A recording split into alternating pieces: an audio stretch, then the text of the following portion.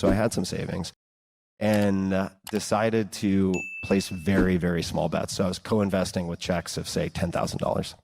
And the intention really early on, which comes back to playing the long game that I mentioned earlier, I wanted to be the cheapest, most valuable labor on the cap table, meaning like, here's a $10,000 check. Now I'm going to put in so much effort and try to be so helpful that it will make no sense to you because my ROI is probably not going to pay for the time I'm putting in. But that was to create raving fans and get referrals. And so that's what I did for the first 6 months. Very small checks, putting in way too much time, but for me, it was actually the perfect amount of time, getting referrals, and then that steamrolled in such a way that I was able to get advising. So I was able to get sweat equity. Let's run down the angel path for a little bit and then come back to podcasting. So I didn't mention, when I mentioned all the amazing things you've accomplished, your angel investing track record, which is actually pretty good, right?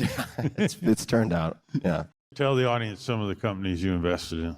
I invested in, invested. When I say invested, it's important to note that I mean time in a lot of these cases because I didn't have the bankroll to pay for investing, and I probably couldn't have invested even if I had wanted to. So Uber would have been when there were 2 employees. Yeah, you've heard of it.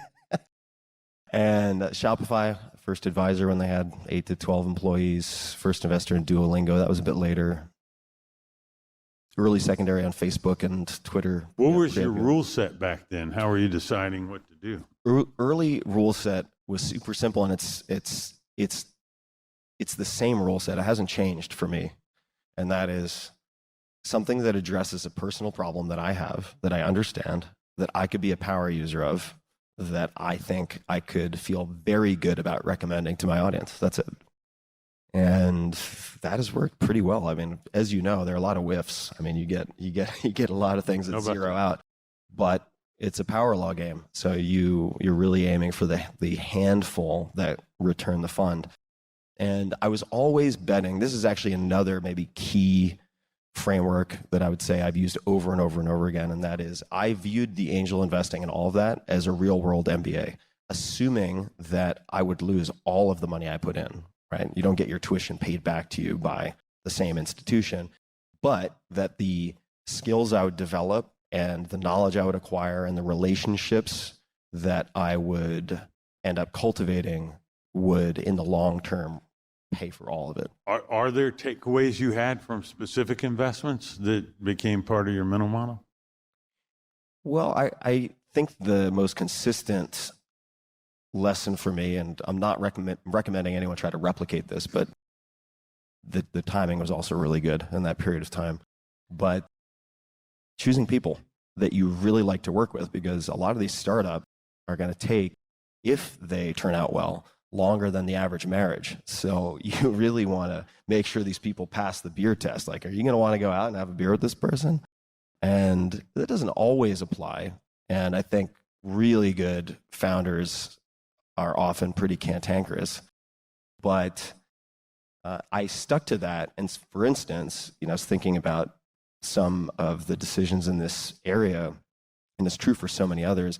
I could say, well, becoming an advisor to Uber was a really good decision, but that's not really the right story. The right story is working with Garrett on StumbleUpon was the right decision, which didn't pay off, but we got to know each other, and that led directly to Uber. So rather than looking at the decisions that are most well known for, say, successful people, even to this day when I'm interviewing people, I look for the antecedents. Like, okay, well, let's look at what happened before that, without which those great decisions that are on the cover of magazines never would have happened. We were talking about this in the back because, it's a question of, can you increase your optionality for fortune or luck or whatever anyone else says by taking meetings that may seem superfluous or uncertain or that then lead to these big outcomes. Yeah, totally. And for me, moving to the Bay Area and then later moving to San Francisco. So it wasn't enough to just be in the Bay Area. I moved all over the place and eventually got to San Francisco because I realized if I want maximum serendipity, if I want it to be easy for someone to say, hey, I'm over at this place, come and have a drink, rather than driving an hour to an hour and a half to get there, I needed to be in San Francisco, or I wanted to be in San Francisco. And the question of where, I think, in an increasingly virtual world, actually becomes more and more important. If you can operate in person, you have a huge competitive advantage. And it's a contrarian mindset today where everyone is relishing in the fact that they can live wherever they want. Choosing at least seasonally, if you're not willing to kind of bet the farm in terms of moving to one place, to be in certain locations. If you're still in that growth phase of your career or life, professionally speaking, then I think that's undervalued.